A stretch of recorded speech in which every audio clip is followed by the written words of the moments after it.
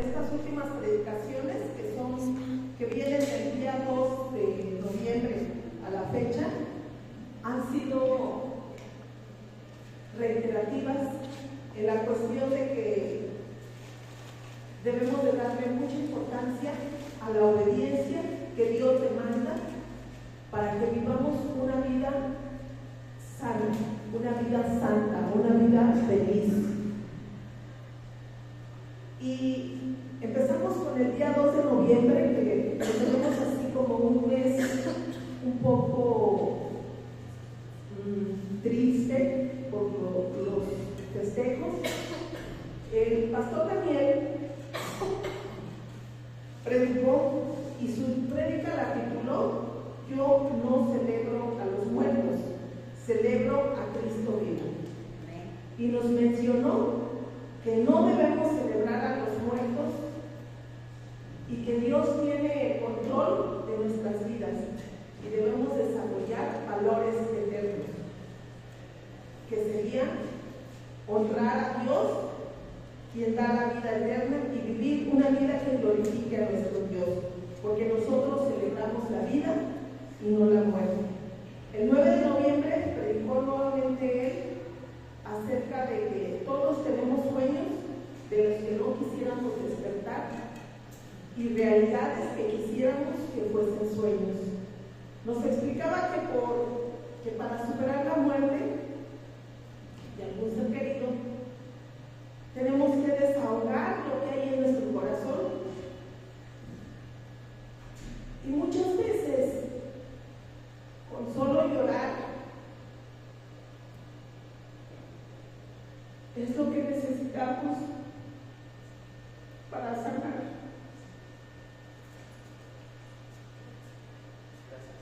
Debemos de tener un corazón agradecido hacia nuestro Dios por el tiempo que nos permitió compartir con ese ser querido que partió a la presencia de nuestro Dios.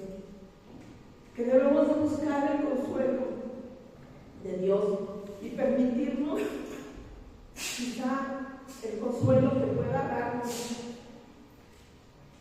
a través del abrazo de un hermano o el apapacho de algún amigo, de algún ser querido cercano, para permitirnos sentir el amor de Dios y comprender que nuestra vida tiene que continuar, que debemos de seguir firmes en el camino del Señor, porque cada día que nosotros vivamos es un regalo que Dios nos está dando. El 30 de noviembre también predicó el pastor Daniel y dijo 2 palabras que te cambiarán la vida. Y estas 2 palabras fueron: no temas. Y habló acerca del milagro de la hija de Jairo, el principal de la iglesia, a quien nuestro Señor Jesús resucitó, y nos habló de 3 no temas. Nos decía, el primero era porque no debemos de temer, porque no estamos solos en la adversidad que estemos pasando. No debemos de temer porque Dios pelea por nosotros nuestras batallas. Y no debemos de temer porque Dios conoce lo que necesitamos. Y tenemos un Dios vivo, poderoso, generoso, que solo requiere que nosotros seamos agradecidos con Él y nos acerquemos hasta el trono de su divina gracia para manifestarle nuestro sentir, hacerle nuestro pedido. El hermano Juan también predicó y su prédica la tituló Todos los días de tu vida, y nos explicaba que la palabra no regresa vacía nunca y que toda su palabra es útil, y que no seamos hijos olvidadizos, porque el Señor es fiel y nunca se equivoca, y lo que el Señor demanda de nosotros es obediencia, fidelidad y que nos alejemos del pecado. El hermano Fermín predicó acerca de cómo debemos comportarnos y nos explicó no violentos. Y habló acerca de preguntarnos si realmente estamos sirviendo como Dios quiere que lo hagamos. La hermana Lulú también predicó un martes y su prédica habló acerca de la iglesia. Repartió unos resúmenes y nos decía que no hay iglesia perfecta, que si estamos pretendiendo buscar una iglesia perfecta no la vamos a encontrar. Entonces debemos de trabajar en donde el Señor nos ha traído y que no debemos de rechazar a ningún hermano que haya caído. Debemos orar, interceder todo el tiempo unos por otros. El hermano Miguel Galán predicó en 2 ocasiones con el mismo tema y hablaba que si estábamos, la pregunta era que si estábamos preparados para los últimos tiempos. Mencionó que hay lugares donde hay persecución, pero eso no indica que estamos en los últimos tiempos. Y habló acerca del conflicto que existe actualmente entre Israel y el grupo de Hamas, que quiere decir violencia. También mostró la imagen del leopardo con cara de león que México donó a Nueva York y se encuentra frente al edificio de la ONU que se formó ese edificio para el fomento de la paz y la justicia después de la Segunda Guerra Mundial. Nos habló del significado del billete de $1 que luego llegamos a ver por ahí, y también nos comentaba que hay un edificio levantado en los Emiratos Árabes que van a reunir, que pretenden reunir a judíos, musulmanes y católicos. Está medio difícil que se pueda dar esto, pero esos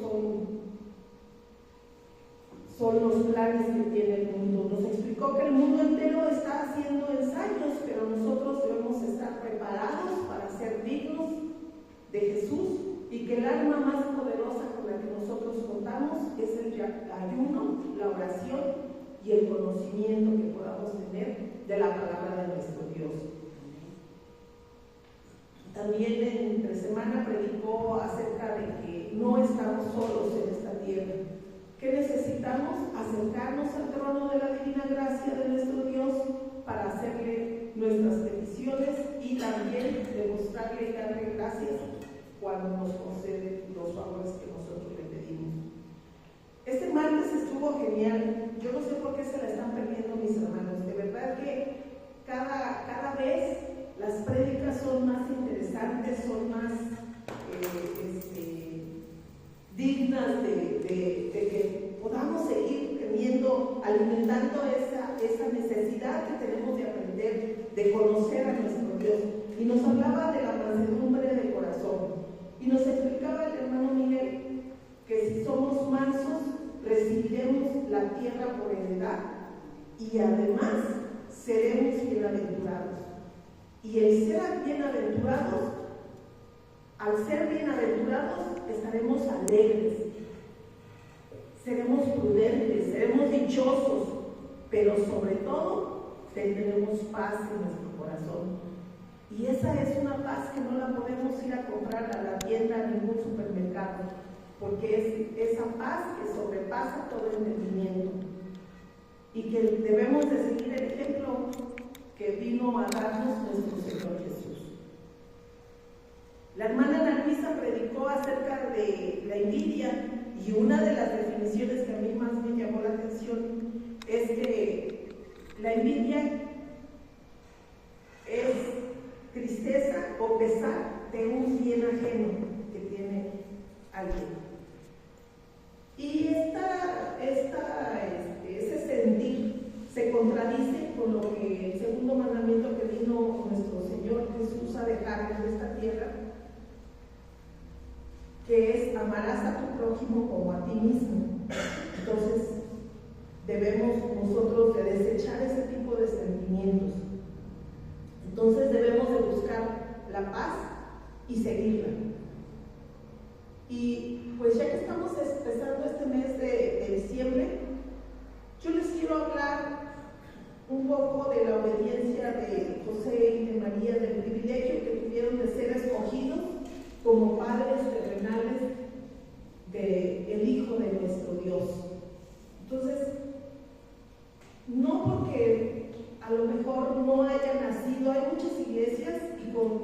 con tristeza se entera uno que ya ahora no quieren festejar la Navidad, que ya ahora que porque es puro negocio. Digo, eso de que sea puro negocio, pues eso se lo agrega uno, porque en realidad es digno de celebrar que el Señor Jesús, el Hijo de nuestro Dios, el que hizo los cielos y la tierra, haya venido a hacerse como uno de nosotros y morar en medio de nosotros, dejando su dignidad para que sienta como nosotros hemos llegado a sentir y no podamos nosotros decirle, es que tú no sientes lo que yo siento. Él llevó una corta vida, mucho más azarosa que nosotros podamos haber tenido. En el Evangelio de Mateo, ahí nos cuenta que José es importante porque Jesús, a través de José, formará parte del linaje de David. José era parte del linaje de David. Y investigando, también María era parte del linaje de David, pero en ese tiempo la cabeza era la raíz, pues lo más importante. Entonces sí tenían que ser alguien especiales, con ciertas características especiales. Entonces, fuera de toda duda, el nacimiento del Señor Jesús es el más significativo en todos los tiempos. Cambió la cronología de la historia, presentó sobre el escenario la existencia humana, al ser más glorioso que haya bendecido el mundo con su presencia. Es un personaje sin igual, sin comparación, y que vino a cambiar, a transformar la historia del mundo, la historia de creyentes y no creyentes, sus enseñanzas, sus milagros, las parábolas, los preceptos, su ejemplo, su vida, su muerte, su resurrección y propósitos, todos lo revelan como alguien sin igual. Sin embargo, su llegada es lo que realmente lo señala desde el comienzo como un ser único, su llegada a este mundo. Examinaremos la venida de Jesús a este mundo, el nacimiento de Jesucristo, que difiere en un aspecto importantísimo de todos los demás que haya habido lugar en la tierra. Porque su vida no comenzó con su nacimiento, porque leemos en la palabra que en el principio estuvo con Dios. Su nacimiento fue un advenimiento, una llegada a este mundo, del cielo a la tierra, en una misión muy especial. En Juan 1:1-2 nos dice, en el principio era el Verbo, y el Verbo era con Dios, y el Verbo era Dios. Este era el principio con Dios. También nos dice en Juan 1:14, dice, y aquel Verbo fue hecho carne y habitó entre nosotros. Fue un gran privilegio que haya venido a hacerse como uno de nosotros, habitar entre nosotros. Que haya dejado, hay una alabanza que dice, dejó las estrellas y la luna para venir a hacerse como nosotros. Hay muchos versículos, muchas evidencias de su divinidad, y una de ellas la encontramos en Gálatas 4:4-5, dice, pero cuando vino, esa sí la pedí, ¿verdad? Gálatas 4:4-5, la leemos todos juntos, por favor. Dice, pero cuando vino,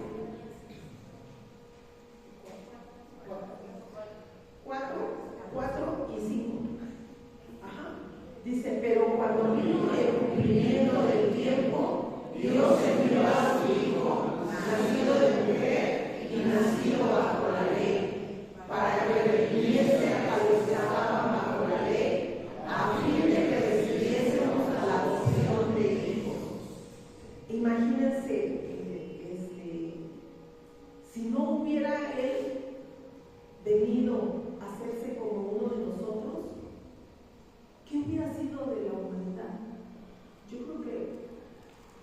la humanidad, la maldad nos hubiera consumido y ya no hubiéramos nacido, ya no nos hubiera tocado nacer a nosotros. Es decir, en el tiempo de Dios, cuando las condiciones exactas a escala espiritual, cultural y política requirieron el cumplimiento de este aspecto de su plan perfecto, Jesús vino al mundo. Dios envió a su Hijo en el momento preciso, ni antes ni después, para que librara a todos los que creemos en Él, para que nos librara del pecado y de la muerte, porque la paga del pecado es muerte. Fue nacido de mujer para demostrar la humanidad de Jesús, porque Jesús tenía que ser Dios a plenitud para que su sacrificio tuviera el valor infinito que se requería para que expiara y cargara con los pecados de la humanidad, con los tuyos y con los míos. Pero tenía que ser hombre a plenitud para que pudiera llevar en sus hombros el castigo por ese pecado tuyo y mío. Cristo no llegó a ser, ya era. Su nacimiento fue el advenimiento, la entrada a este mundo.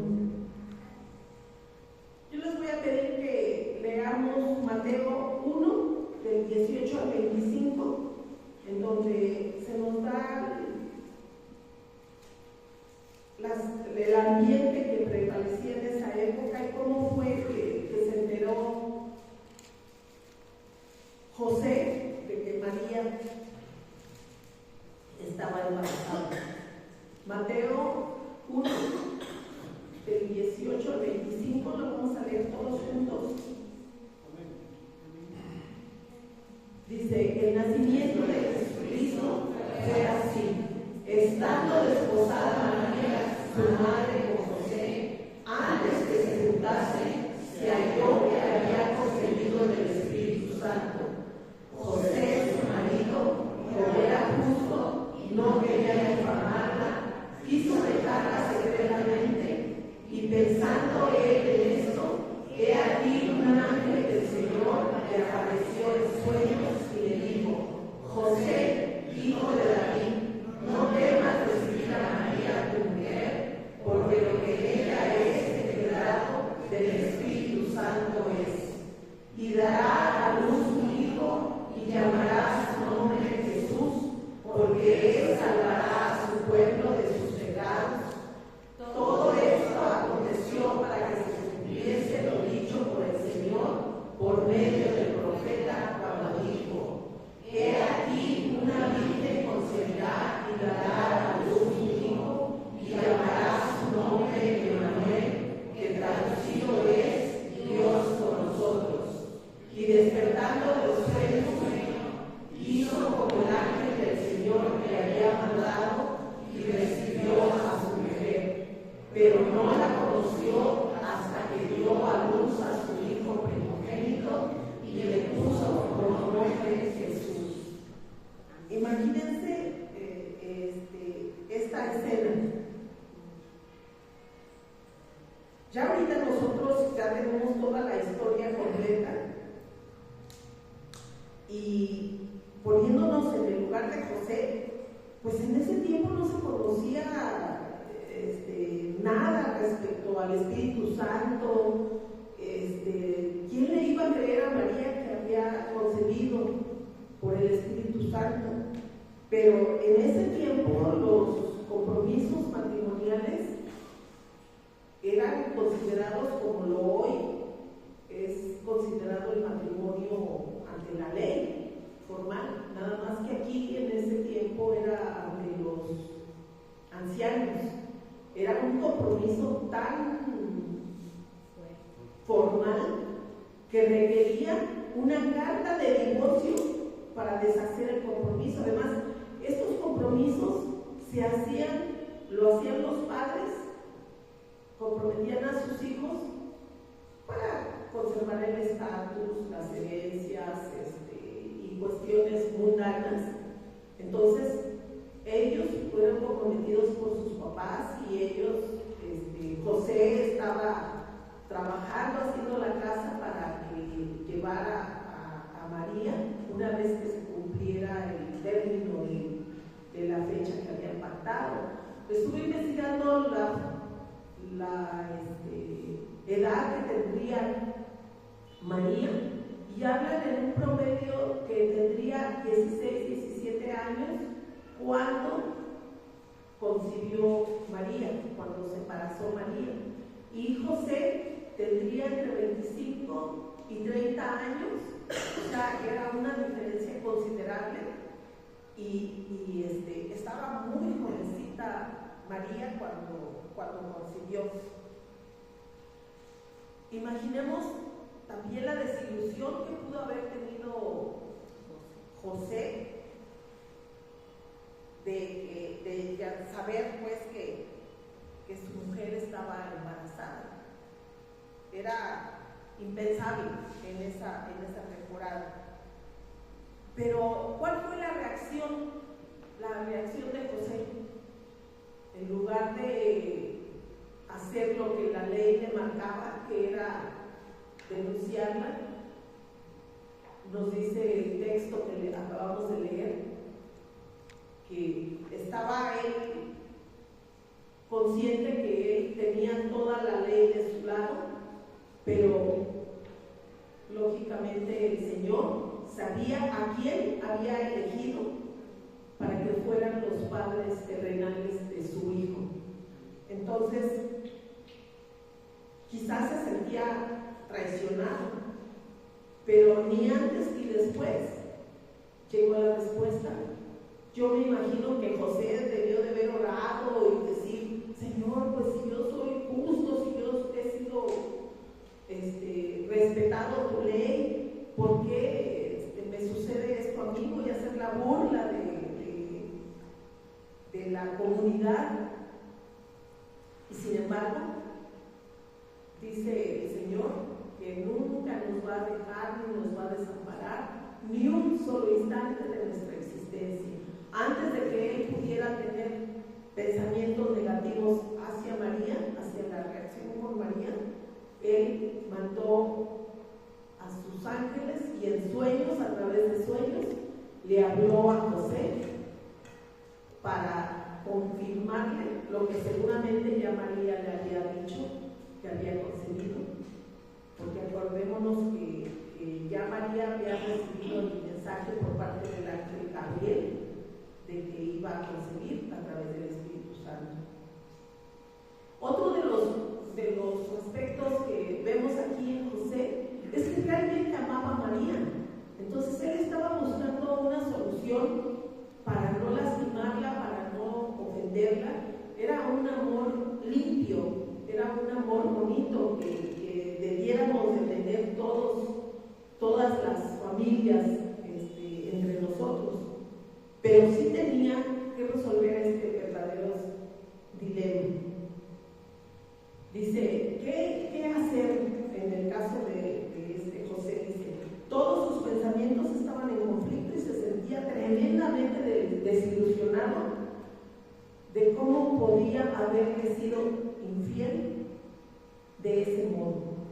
¿Acaso aquella joven que él creía honesta y pura era una mentirosa de la que además había que dudar de su sanidad mental? ¿Cuántas horas y días pasaría José pensando en qué hacer? Finalmente, José creyó que lo más conveniente sería darle una carta de divorcio y despedirla discretamente, y esto salvaría su propia reputación, pero al menos no salvaría su propia reputación, pero al menos le ahorraría a María la vergüenza del escándalo público. Dice, pero en todo esto nosotros podemos ver el retrato de un hombre bueno y podemos aplicar aquí el proverbio que dice que el odio despierta ciertas rencillas, pero el amor cubrirá todas las faltas, porque Él no actuó con odio ni por venganza, sino que se comportó como un hombre bondadoso y compasivo. Y en el versículo 20 nos dice que un ángel del Señor en sueños le habló a José. Y en este momento, esta es una de las pocas visitas angelicales que podemos observar en el Nuevo Testamento. La mayoría estaban asociadas con el nacimiento de nuestro Señor Jesús, pero en sueños, para poner de manifiesto, fue un carácter sobrenatural el nacimiento de Cristo. Y es a través de sueños que el Señor se le revela a José. Y el nombre que le pidió que le pusiera José a ese niño que iba a tener María, dijo que le pusiera Jesús. Aquí la obediencia de José es que puso nombre al niño, asumiendo así públicamente su papel paterno. Y por supuesto le puso el nombre que el ángel le había dicho. Y le puso por nombre Jesús. El Señor Jesús recibe dos nombres que describen su misión como Salvador de los hombres, y Emmanuel, que significa Dios con nosotros, y que revela su naturaleza divina.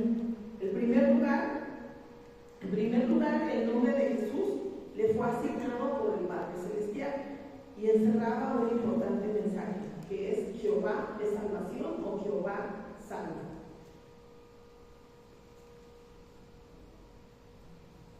Otra de las maneras en que cuando se acerca el ángel es que le dice a José, hijo de David, y aquí con ese título estaba anticipando la promesa hecha a David de que un hijo suyo se sentaría en el trono y su reino sería estable, sería eterno, porque José, ya lo habíamos dicho, era descendiente del rey David.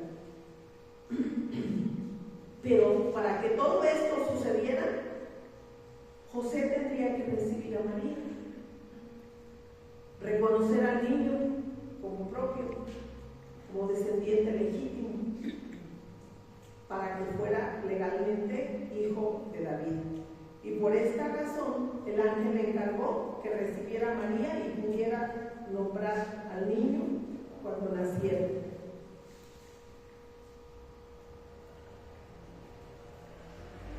Mateo aquí en este pasaje quiere hacernos notar que todo esto no ocurrió por casualidad, porque Dios es un Dios de orden.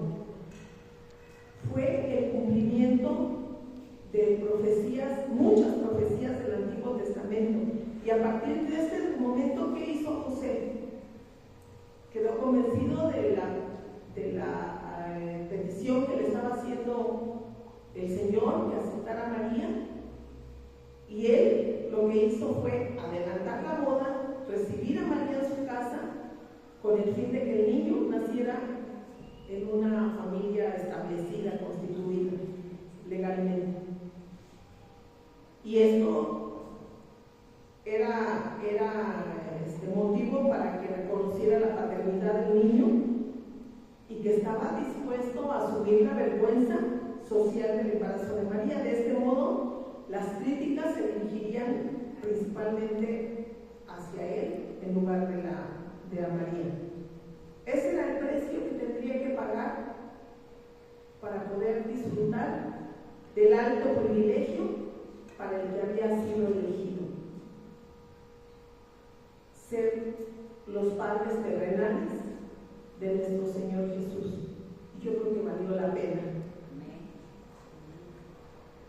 Cristo vino a habitar entre nosotros, vino a salvar a su pueblo de todos nuestros pecados, vino a salvar lo que se había perdido. En el Antiguo Testamento Dios había morado en el templo, pero ahora se presenta en medio de su pueblo de una manera viviente, de una manera real, visible, palpable. Esta es realmente la revelación suprema de nuestro Dios. El apóstol Juan nos lo dice en Hebreos 1 y 2, dice: Dios, habiendo hablado muchas veces y de muchas maneras en otro tiempo a los padres con los profetas, en estos postreros días nos ha hablado por el Hijo, a quien constituyó heredero de todo y por quien asimismo hizo el universo. Él quiere que su pueblo sepa que su venida fue para redimirnos, para revelar a Dios de una manera única. También se dispuso a salvarnos de todas nuestras miserias, de todos nuestros pecados, pero para eso era necesario que se hiciera como uno de nosotros. No era posible hacerlo de otra manera, porque para cuidar a los leprosos hay que estar con ellos. Para predicar a las personas en los barrios hay que ir a donde ellos están. Y sobre todo, tomó nuestro lugar en esa cruz y nos redimió. Y en esta época que estamos viviendo, que es la época de gracia, es para que nadie se pierda. Es tiempo que Dios está dando para que nadie se pierda. ¿Qué necesitamos hacer? Ir y predicar a todos los que no conocen de nuestro Dios. ¿Cómo lo vamos a hacer? Pedir la dirección del Espíritu Santo, pedirle dirección al Señor. Y ya no tenemos pretexto, hermanos. Ya no tenemos pretexto de decir: es que yo no sabía, es que yo no puedo, es que no tengo los recursos suficientes. Para eso está la radio, están las redes sociales. Hay muchas maneras. Está el testimonio propio. Ya no tenemos excusa de decir: yo no le hago porque ¿qué va a decir? Nuestra obligación es ir y predicar, y el Espíritu Santo se encargará de lo que sigue. Entonces aprovechemos, la invitación es que aprovechemos esta época para acercarnos a todos aquellos que no nos acercamos en otra temporada. Ahorita que los corazones están dispuestos, que hay un buen ambiente para celebrar, para juntarnos, para unirnos y buscar la dirección de Dios, y buscar hablarles de las bendiciones que se están perdiendo por no acercarnos a Dios, por no volcar nuestro corazón, nuestra necesidad hacia el Señor. A lo mejor ellos en esa época la tuvieron más difícil porque no se conocían muchas maneras de evangelizar. No había tantas Biblias escritas como hay ahorita. Entonces no tenemos pretexto. Ahorita hay promoción de Biblias en Sociedad Bíblica, las están dando a mitad de precio. Y es momento de que si se requieren Biblias, ir a comprar las que sean necesarias y poco a poco poner nuestro granito de arena para que no se pierdan. Los tiempos se acercan, estamos cada vez más cercanos. Yo leía, por ejemplo, en el Antiguo Testamento, que el apóstol Pablo decía que el tiempo se acerca. Imagínense, ya han transcurrido casi 2000 años y ya ellos estaban esperando la segunda venida de nuestro Señor Jesús por su iglesia, y todo lo que ha sucedido por todas las prédicas que hemos recibido últimamente, pues cada vez estamos más cerca. Y qué triste que por falta de tiempo, por apatía, por falta de recursos, por indiferencia, que yo creo que es una de las cosas más difíciles de luego sortear, que se vayan a perder seres humanos lo mejor nosotros amamos, pero que no tuvimos el valor de presentarles el Evangelio, de presentarles las buenas nuevas. Entonces aprovechemos esta temporada para darles el mensaje. Y del Señor dependerá que tengan oídos atentos para aceptar la salvación que nuestro Señor Jesús vino a darnos. Vamos a orar. Señor, te damos gracias, Padre Santísimo, por mandar a tu Hijo a hacerse como uno de nosotros para darnos salvación y vida, Señor. Gracias te damos porque no tenemos palabras, Señor, para agradecerte todo lo bueno que tú eres en medio de tu pueblo, Señor. Danos la valentía, danos las palabras, danos el conocimiento, Señor, para que así pueda ser. Te agradecemos infinitamente que tú nos traigas a este lugar, Señor. Te pedimos, Padre Santísimo, que tú pongas el querer como el hacer en nuestro corazón, Señor, para que no seamos apáticos a tu palabra, a tu mensaje, Señor. Danos esa paz que solo tú puedes dar, Señor. Gracias te damos por la oportunidad que nos das de seguirnos capacitando, Señor, de seguir en esta tu iglesia, Señor. Gracias por las instalaciones, gracias por tus hijos que están trabajando todo el tiempo, Señor. Te pedimos que tú nos des tanto el querer como el hacer, Señor, para que podamos seguir trabajando en tu obra. Todo esto te lo pedimos en el dulce nombre de tu Hijo amado, nuestro Señor Jesús.